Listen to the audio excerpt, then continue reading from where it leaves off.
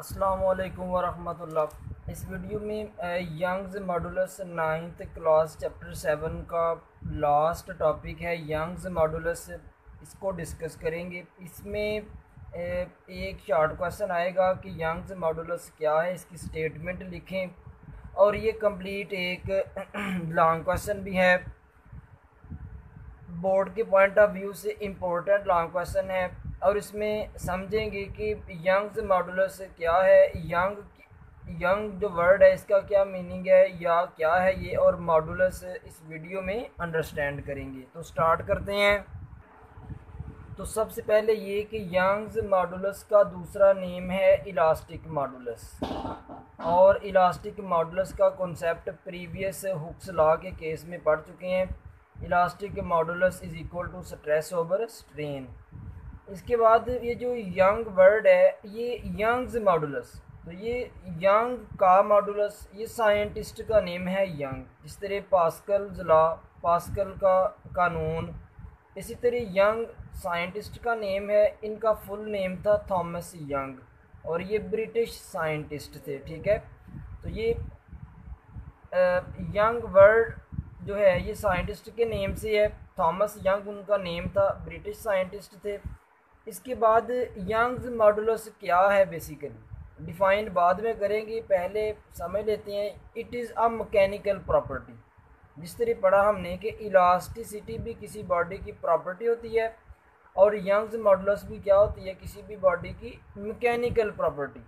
That measures the stiffness of a solid material, जो जिससे हम किसी भी मटेरियल की स्टिफनेस उसका पता लगा सकते हैं। जैसे हम कहें कि स्टील जो है उसके यंग्स मॉडुलस की वैल्यू ज़्यादा होगी और रबर उस केस में इलास्टिक मॉडुलस की वैल्यू कम होगी। तो ये यंग्स मॉडुलस बेसिकली क्या है, मैकेनिकल प्रॉपर्टी होती है किसी भी सॉलिड की, that measures the stiffness of a solid material. Hardness को बताती है ये प्रॉपर्टी यंग्स मॉडुलस। ठीक है, इसके बाद डिफ़ाइन कर लेते हैं इसको और एक्सप्लेन करेंगे। एक्सप्लेनेशन में इस यंग्स मॉडुलस का हमने फार्मूला डिराइव करना है। सबसे पहले इसकी डिफ़ाइन, यंग्स मॉडुलस जो है the ratio of stress to tensile strain is called Young's modulus. Stress और स्ट्रेन की रेशियो को स्ट्रेस और टेंसाइल स्ट्रेन की रेशियो को क्या कहते हैं, यंग्स मॉडुलस। ये इसकी डिफ़ाइन है। एक्सप्लेनेशन में हमने एक रॉड ली है, लॉन्ग बार है जिसकी original length L not suppose की। जब इसके ऊपर फोर्स एफ अप्लाई की, इस बार के ऊपर जब फोर्स एफ अप्लाई की, इसकी लेंथ इंक्रीज़ कर गई और इंक्रीज लेंथ को हमने एल से रिप्रेजेंट कर दिया। ठीक है, और जो चेंज आई है वो इधर से लेके इतनी इतनी इसमें चेंज आई है और हमें पता है कि चेंज को डेल्टा से रिप्रेजेंट करते हैं। डेल्टा एल इस बार की चेंज आई है, इसमें कितनी चेंज आई है, डेल्टा एल से रिप्रेजेंट कर दिया। तो फिगर से यानी हमने स्ट्रेस अप्लाई की, इस रॉड के ऊपर फोर्स अप्लाई की, इसमें स्ट्रेन प्रोड्यूस हो गई, इसकी लेंथ चेंज हो गई। तो फिर स्ट्रेस जितनी ज़्यादा करते जाएंगे उतनी स्ट्रेन ज़्यादा प्रोड्यूस होती जाएगी इसमें, अकॉर्डिंग टू हुक्स लॉ। यही इसकी स्टेटमेंट भी यही है कि स्ट्रेस और टेंसाइल स्ट्रेन की रेशो को ही क्या कहते हैं, यंग्स मॉडुलस या इलास्टिक मॉडुलस। फिर फिगर से हमने लिख लिया डेल्टा एल जो है किसके इक्वल आ जाएगी, एल, अगर एल में से मैं एल नॉट माइनस कर दूं, इस एल में से एल नॉट माइनस कर दूं तो डेल्टा एल आ जाएगी। Delta L is equal to L minus L naught लिखा। स्ट्रेस का फार्मूला लिखा, फोर्स ओवर एरिया। स्ट्रेस को डिफाइन कर चुके हैं प्रीवियस वीडियो में। फोर्स को एफ से रिप्रेजेंट करते हैं, एरिया को कैपिटल ए से। इक्वेशन 1 बना दी। नेक्स्ट हमें टेंसाइल स्ट्रेन, इसके फार्मूला का भी पता है। चेंज इन लेंथ, लेंथ कितनी चेंज हुई इस लॉन्ग बार की, change in length over original length tensile strain का फार्मूला होता है। चेंज इन लेंथ को डेल्टा एल से रिप्रेजेंट किया, ओरिजिनल लेंथ हमने एल नॉट ली थी रॉड की, एल नॉट पुट कर दिया, इक्वेशन 2 बन गई।